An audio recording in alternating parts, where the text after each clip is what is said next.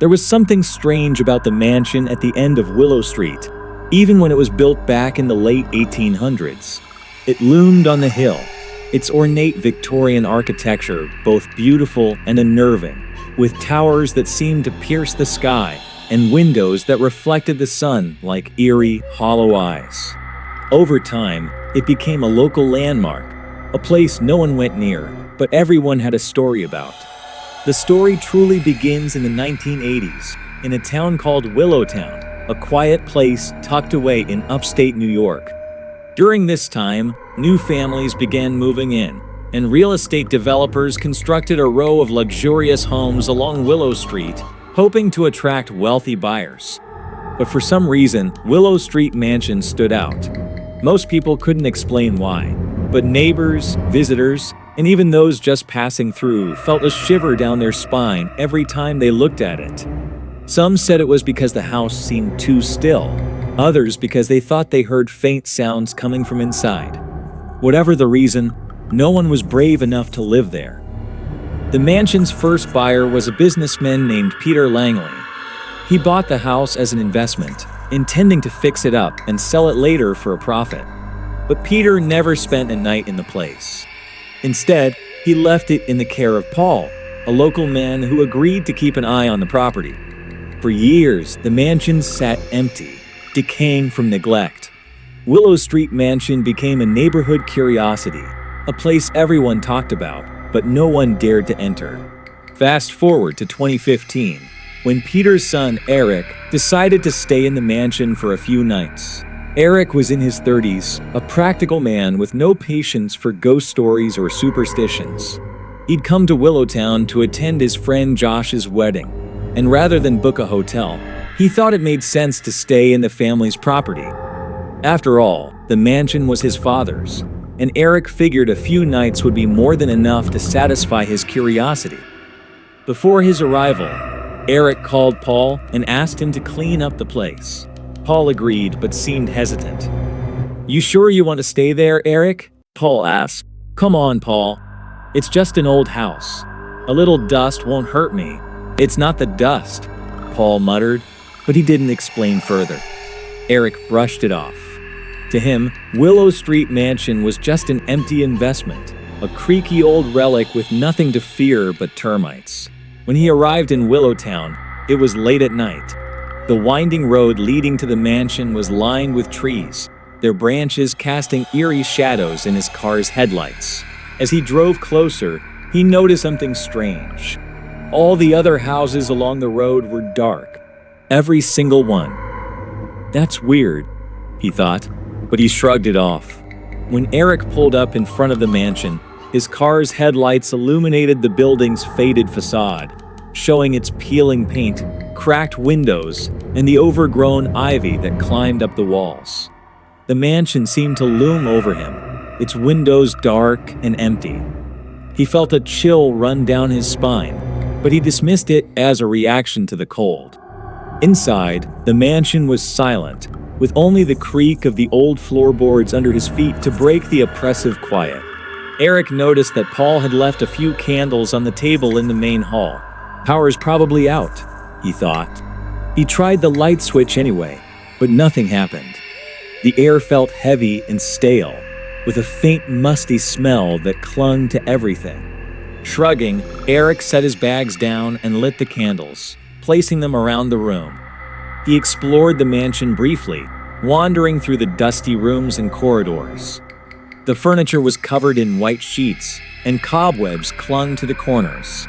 He found the bedroom where he'd be staying, a large room with an ornate bed and an old mirror on the wall.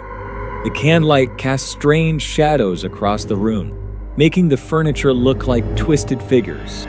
By the time he finished exploring, it was nearly 2 a.m.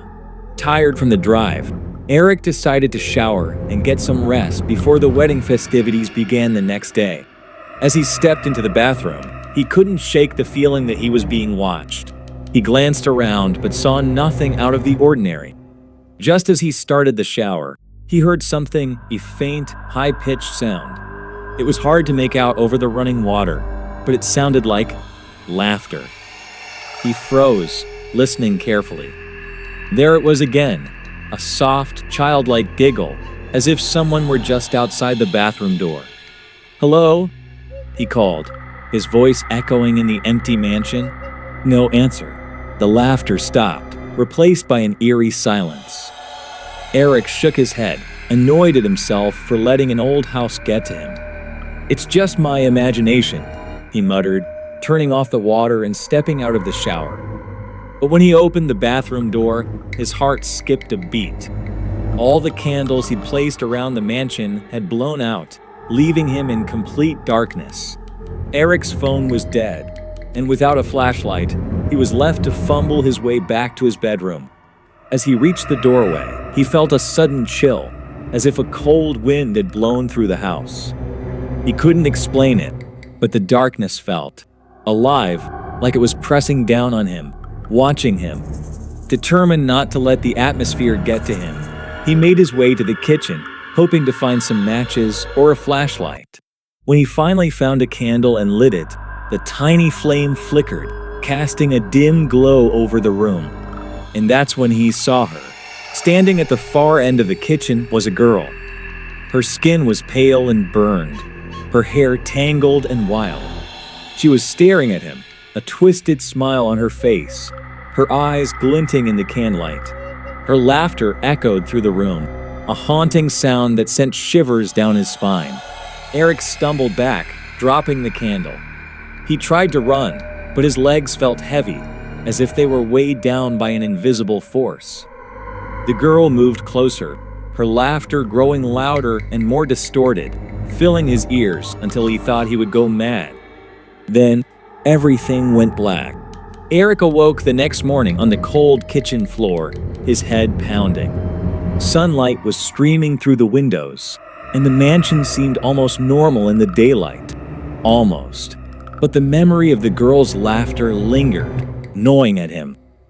He found Paul waiting outside, looking concerned. "What happened?" Paul asked, helping him up. Eric recounted the events of the night, his voice trembling. Paul listened in silence, his face grim. "I was hoping you wouldn't see her," Paul said finally. "The girl. Her name was Sarah. She was brought here by some men back in the 90s. They did terrible things to her. She didn't survive. Her body was buried in the garden, and no one ever reported her missing. Her family, they wanted to avoid shame, so they kept silent." Paul went on to explain that he'd seen Sarah himself more than once. She appeared mostly at night, wandering the garden or standing by the windows, her laughter echoing through the empty rooms. Many people in the neighborhood had seen her too, which was why all the other houses on Willow Street were now abandoned. No one wanted to be near the mansion. "Eric," Paul said, "you need to leave. The longer you stay here, the more she'll reach out to you. She's angry, lost, and she won't let go." Despite Paul's warning, Eric felt an inexplicable pull to the mansion. He didn't want to leave, not until he understood what had happened to Sarah, why she was haunting the place. He spent the next few nights researching the mansion's history, trying to find any information about Sarah or the events that led to her death. But every night, the haunting grew worse. He would hear her laughter in the middle of the night, soft at first, then growing louder, closer. He'd see shadows moving in the corners of his vision, glimpses of her burned, twisted figure watching him from the darkness. One night, he found her standing at the foot of his bed, her cold, dead eyes staring into his soul. Paul tried to convince him to leave, but Eric was determined. He began to speak to Sarah, hoping to communicate with her to understand her pain. But his efforts only seemed to anger her more. Her appearances became more frequent, more violent. Objects would move on their own, doors would slam shut, and the air would fill with the scent of burning flesh. On the final night, Eric decided to confront Sarah directly. He went to the garden where her body was rumored to be buried, calling out to her, begging her to let go of her anger, to find peace. But instead of peace, he found only terror. The ground beneath him began to shake, and Sarah's laughter filled the air, louder and more menacing than ever. She appeared before him, her burned face twisted into a snarl, her hands reaching out to drag him down into the earth. Eric tried to run, but he couldn't move. He felt himself sinking, the ground swallowing him as Sarah's laughter echoed in his ears. The next morning, Paul found Eric lying unconscious in the garden.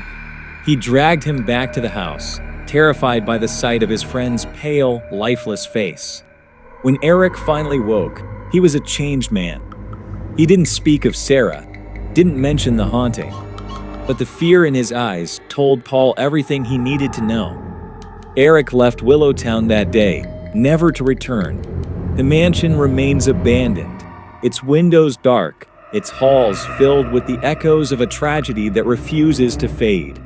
To this day, locals claim to hear laughter coming from the old house, a soft, haunting sound that drifts down Willow Street on quiet nights.